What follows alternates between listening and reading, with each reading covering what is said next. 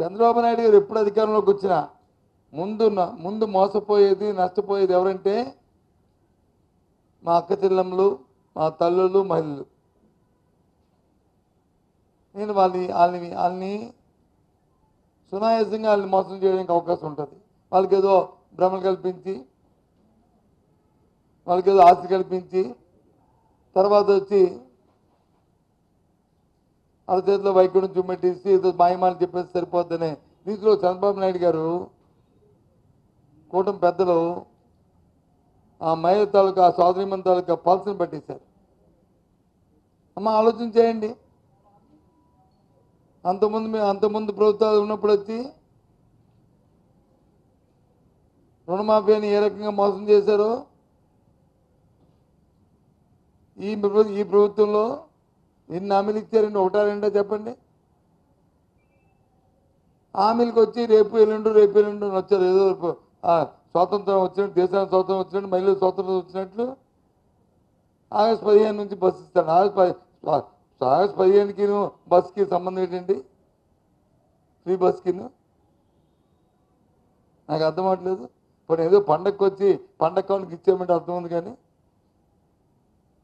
నాకు ఐక్యసిన అర్థం అవ్వలేదు ఆ డేటు.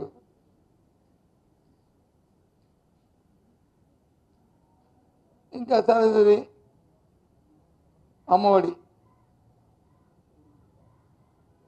తల్లికి వందనం, ఇంకా ఇప్పుడు ఏదో స్కూల్ తెరిచి ఇస్తానని అంటున్నారు. ఇంతకుముందు ఒక సంవత్సరం అయిపోయింది, పాత అయిపోయింది, ఇంకో సంవత్సరం అయిపోయింది, ఇప్పుడు 2 సంవత్సరాలు అప్పుడే గుల్కాకి అయిపోయింది. ఏమి ఇస్తారేదో చూడాలి. ఆ బస్సు కూడా ఇంకా దానికి విధి విధానాలు కూడా ఇంకా చూడలే. వస్తాయి రాదో, ఇంకా ఆగస్టు 15 కదా, ఇంకా 2 నెలలు ఉంది కాబట్టి ఇంకా దాని సంగతి చూద్దాం. ఇవ్వాలని కోరుతున్నాం, మేము డిమాండ్ చేస్తున్నాం. ఇవన్నిటికంట ఆ చెల్లికి ఆ అక్కకి 3 రోజుల కింద ముఖ్యమంత్రి గారు ఒక సమావేశం మాట్లాడుతూ ఓ జలక్కిచ్చారు. ఏ రకంగా వాళ్ళకి అంత ధైర్యంగా మోసం చేయడానికి ప్రయత్నం చేసిన మాట ఏం చెప్పారంటే, ఏదైతే ఆడబిడ్డ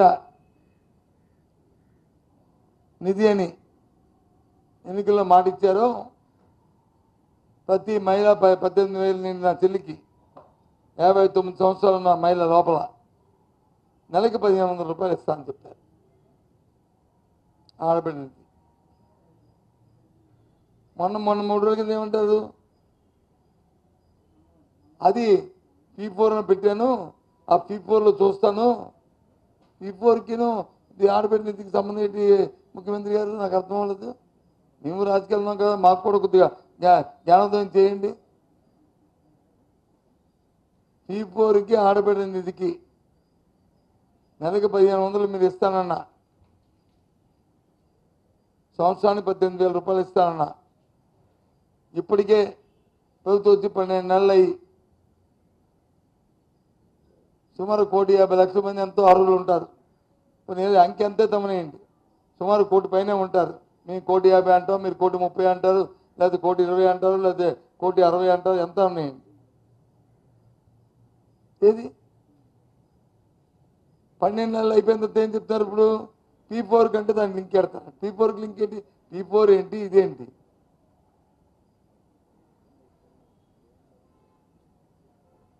నాకు అర్థమవులే.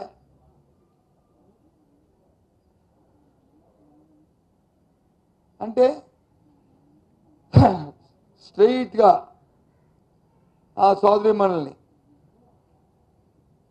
ఆ అక్కని, ఆ చెల్లిని, ఆ తల్లిని స్ట్రెయిట్గా వాళ్ళు వచ్చి మోసం చేసినట్లు కాదా అని ప్రశ్నిస్తున్నాను ఈ ప్రభుత్వాన్ని.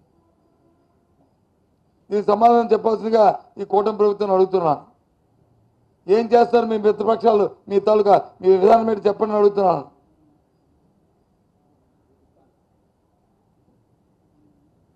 ఇది హులిక్కి అయిపోయినట్టునా? సోదరి మనకి జలకిచ్చినట్టునా? మీరు దాన్ని ఎండార్స్ చేయండి. జనసేన కానీ భారతీయ జనతా పార్టీ కానీ మీ తాలూకు విధానం మీద దీని మీద చెప్పాలి. అంత ధైర్యంగా ఎలాగండి?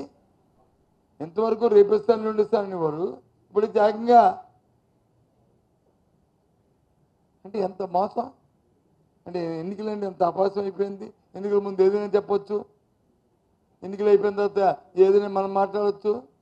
అయిపోయింది కదా, మళ్ళీ 5 సంవత్సరాల తర్వాత ఆలోచించుకుందాం అనుకునే రీతిలో ఇవాళ ఈ కూటమి ప్రభుత్వం ప్రయత్నం చేస్తుంది.